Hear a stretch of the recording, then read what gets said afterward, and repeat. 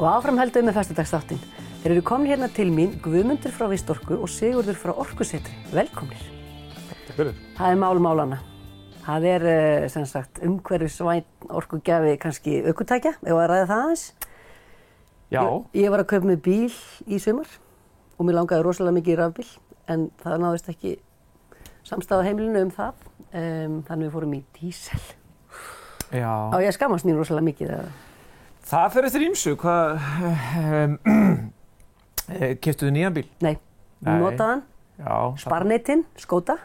Já, sko, þess að við höfum aðeins verið að reyna að færa okkur yfir núna er að sko versta skömmin er eiginlega að kaupa glænýjan bensín- og dísilbíl. Okay. Það er ákveðin ástæða fyrir því, sko. Já, þú rétt sleppur, sko. Að, því það er bara eðlilegt, það er ekki til svo allir hafi efni á glænýjum bíl og flestir þessir rafbílar og nýorkubílar náttúrulega nýir. Maður vill kaupa nýjan rafbíl, maður vill ekki kaupa, því þeir eru kannski bara svo nýir að þeir eru ekki tilnotaðir. Já, ekki nógu mikið, sko, þannig að verðið er kannski auðvitað og eðlilega að hindra suma. En það sem við erum að leggja áherslu á hvað gerist ef þú kaupir glænýjan bensín- eða dísilbíl, að þá verður hann hérna bara, þó var ekki nema meðaltali, næstu 12-13 árin.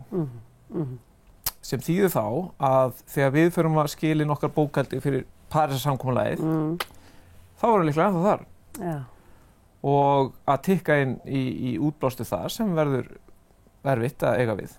Þannig að svona frá og með núna, þegar nú er ekki nema 12 ár í 2030, nú erum við byrjað að raða í þetta box sem við skilum inn fyrir samgöngur í Parísarsamkomulaginu. Ok, þannig að nú er skilaboðin hættið að kaupa ykkur nýja bíla. Já, hvað segja bílainnflutningsmenn við þessu? Þeir náttúrulega, sumir eru kannski misvel settir, sko. Þú veist að sumir eru með býsna gott úrval af nýorkubílum, rafbílum og metanbílum og jafnvel vetnis.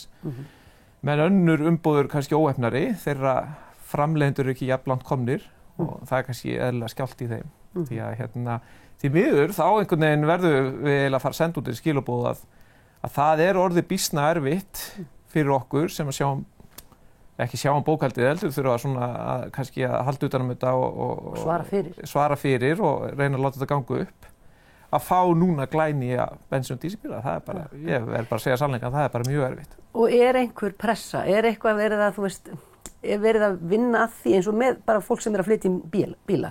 Er einhver að reyna að stjórnast í þeim og benda þeim á, eða hvernig virkar það stóra samhengi eiginlega? Já, við erum náttúrulega eitthvað í því, svona við höfum átt fundi með ýmsum í þessum bransa, en það sem og við kannski umræðan fer oft út í einmitt áhyggjur af viðskiptalífinu.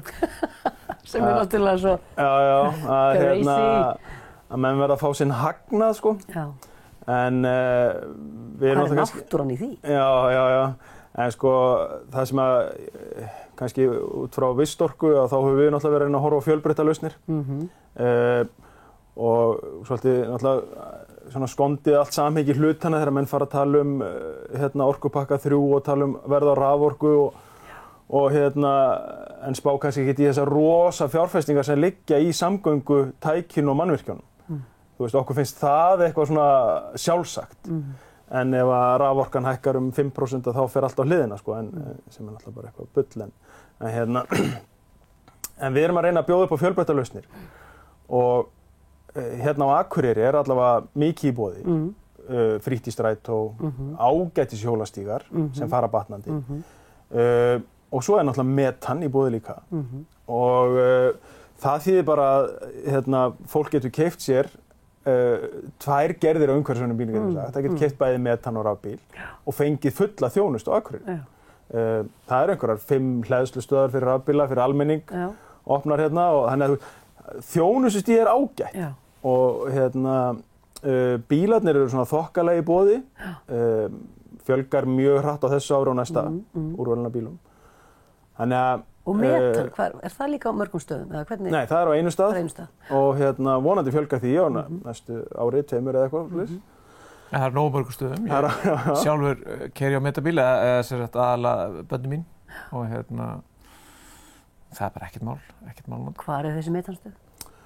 Hún það sem myndi kallast rétt hjá mjólkursamsölunni, MS, eins og mjólkursamsölunni var, en þarna á leiðinni, svona hvað við segja, ofalega í bænum. En allavega það hendar mjög vel að því að til dæmis strætisvagnarnir, nú konið 3 strætisvagnar á Akureyri sem ganga á metani og þeir allir geymdir þarna rétt hjá og keyra eiga allir alltaf leið þessa stöð.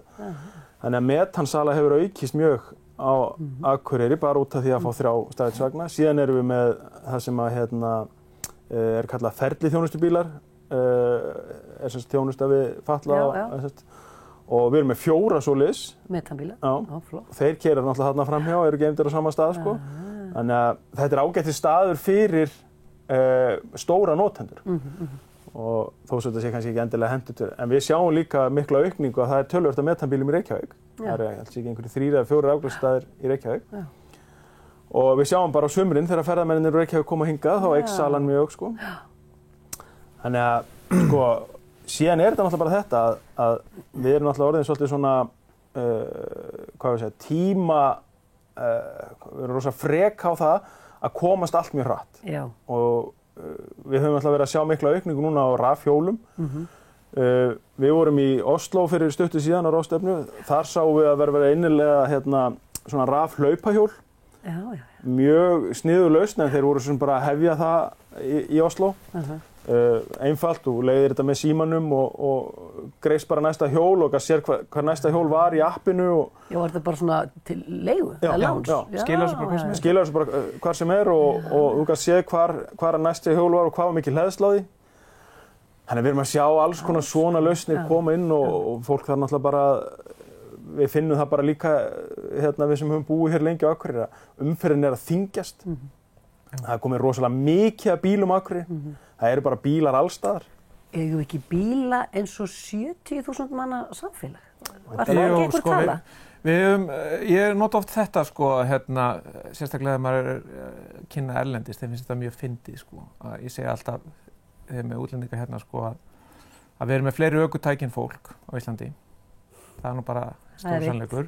Þess að ef að koma hamfarir, sko, þú veist, risastórt eldgos eða nýir skaftáreldar, þú veist, bara hlaupið og takið bara næsta bíl. Ekki hafa áhyggjur að taka einhverja með ykkur eða safna í bílana. Það er nóg bílur fyrir alla, skilur við. Bara takið næsta bíl og farið, það er nóg handa öllum. En þetta náttúrulega, af því að þú byrjar náttúrulega á persónulegu nótunum, sko, að tala eigin bíl, sem að það langstæðsti þátturinn, sko. En við viljum svolítið færa þetta og kalla þetta, sko, samgöngur, svo að menn hugsa ekki bara í bílnum, sko. Af því að ef við bara höfum þetta einfalt og hugsum áfram að því að við erum alltaf horið 2030, við verðum ekki að segja á okkur þá, ef við klikkum. En að þá má líka hugsa þetta að þú ert bara að ferðast kannski 20.000 km á ári, einhver fjölskylda. Og við helst í samgöngum þurfum helst að helminga þetta. Þannig að þetta engin della, maður á að bara hætta að ferðast svona mikið. Já, en sko þú getur annarkvort, þú veist, hugsa það kannski frekar í kílómetrum, sem þú ert að ferðast 20.000 kílómetra, þú veist, þú getur bara kannski bara keypt rafbíl og þá bara ferðast í 20.000 kílómetra, breyta engu og en gerir það á umhverfis svona hátt. En alltaf líka þetta að hugsa þetta, ég kannski að fara að fækka bílakílómetrum, skilur, sem ég fer á bíl og fer þá í metanvagnin eða hjólandi eða helmingin af þessum kílómetrum eða ætla ég bara að minnka ferðalög svo þú spáði, skilur. En þetta ekki flugsamgöngur líka inn í þessu? Nei, við erum bara að tala heimilisbílinn sem svona það sem að fólk þarf að ferðast. Það að við þurfum bara að afsetja allir að meðaltali, lágmarki helmingin af sínum olíukílómetrum fyrir eitthvað annað. Og það þarf ekkert endilega að vera sko rafbíl eða vetnisbíl eða metabíl. Vissulega það gott en þú getur líka gert með öðrum hætti. Svo ég haldi áfram á persónulega nótunum þegar ég flutti fyrir 2 árum, þá fannst mér allt svo ferlega stutt hérna. Mér fannst svo lítið mál að hjóla hérna allt. Svo bara á 2 árum hefur það einhvern veginn breyst yfir í að tekur ég að taka fram hjálminn og hjóli því ég er svo snögg að keyra. Þetta náttúrulega bara alveg, ég á ekki að segja frá þessu. En þetta eitthvað sem við getum reynt að hugsa aðeins ekki alltaf stökk upp í bíl. Þetta stutt. Já, en það vissulega erfitt, maður finnur það alveg hafandi búið í stórborgum og slíku að